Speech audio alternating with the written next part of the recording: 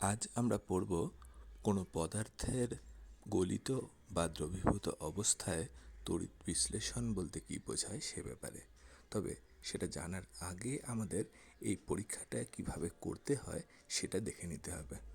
প্রথমে যে বস্তুটার আমরা তড়িৎ বিশ্লেষণ করতে চাইছি তাকে কোনো একটা উত্তম মাধ্যমে, বিশেষ করে জলে দ্রবীভূত অবস্থায় নিয়ে অথবা সেই পদার্থটিকে সম্পূর্ণ গলিত অবস্থায় একটা বিকারে নিয়ে তার ভিতরে দুটো তড়িৎ আধানযুক্ত পাত বা তড়িৎদ্বার প্রবেশ করিয়ে দিতে হবে।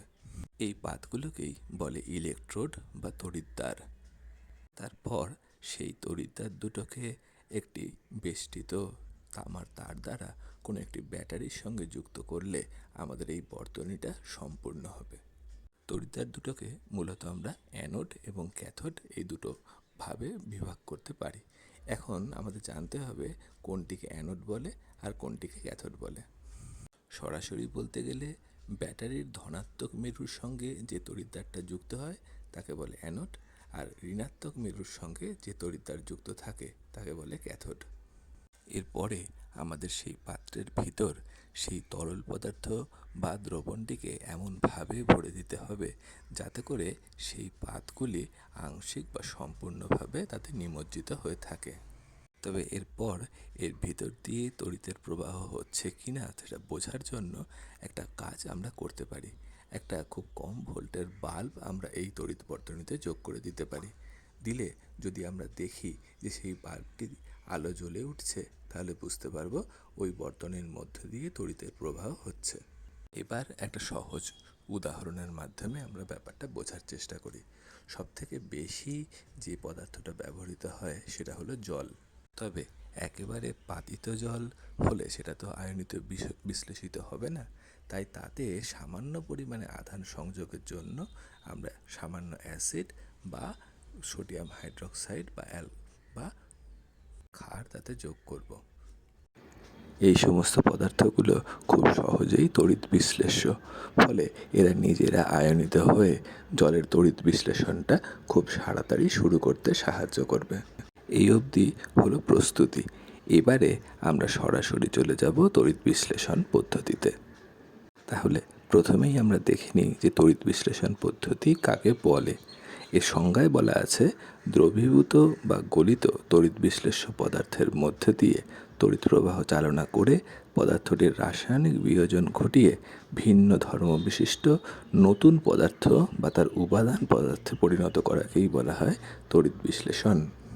এখন আমরা জানি জলের উপাদান বলতে হাইড্রোজেন এবং অক্সিজেন, এবং জল নিজে H+ ক্যাটায়ন এবং OH- হাইড্রক্সিল অ্যানায়নে বিয়োজিত হয়। আমরা যদি এবার সুইচ টিপে ব্যাটারির মাধ্যমে সেই বর্তনীটি সম্পূর্ণ করি, তবে কিছুক্ষণের মধ্যেই দেখব যে সেই ক্যাথোড এবং অ্যানোডের গা বরাবর বুদবুদের আকারে গ্যাসীয় পদার্থ বাইরে বেরিয়ে আসছে, ঠিক যেমনটা তোমরা এই ছবিতে দেখতে পাচ্ছ। তবে এর সাথে সাথে যদি হাইড্রোজেন এবং অক্সিজেন গ্যাসটাকে সংগ্রহ করতে হয় সেটাও করা সম্ভব। সেক্ষেত্রে এই ক্যাথোড এবং অ্যানোডের ওরিয়েন্টেশনটা একটু চেঞ্জ করতে হবে, ঠিক যেমনটা এই ছবিতে বর্ণনা করা হয়েছে।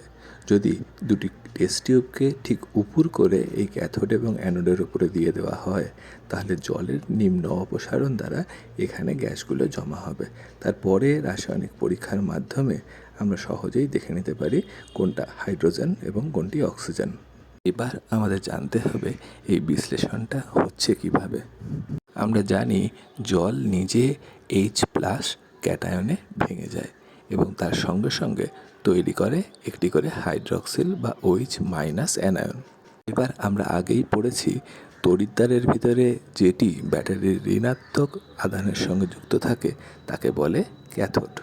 অর্থাৎ বিপরীত তড়িৎ যেহেতু পরস্পরকে আকর্ষণ করে, তাই H+ ক্যাটায়নগুলো গিয়ে জমা হবে সমস্ত ক্যাথোডে এবং সেখান থেকে তাদের প্রয়োজনীয় ইলেকট্রন সংগ্রহ করে তারা পরিণত হবে হাইড্রোজেন পরমাণুতে।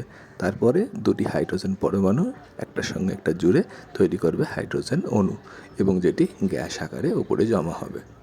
ঠিক উল্টো দিকে হাইড্রক্সিল আয়ন বা অ্যানায়নগুলো গিয়ে জমা হবে অ্যানোডে।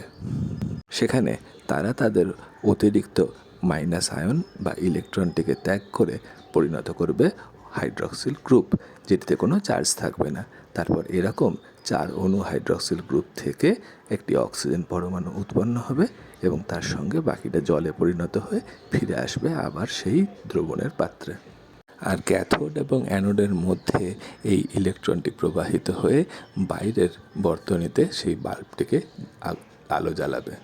তাহলে নিশ্চয়ই আমরা বুঝতে পেরেছি যে ইলেকট্রোলাইসিস হয়ে জল নিজে বিভাজিত হবে তার উপাদান হাইড্রোজেন এবং অক্সিজেনে, এবং বাইরের বর্তনীতে ইলেকট্রনের প্রবাহ হবে, যেটি হলো আমাদের এই বাল্বের জ্বলার মাধ্যমে বোঝা যাবে।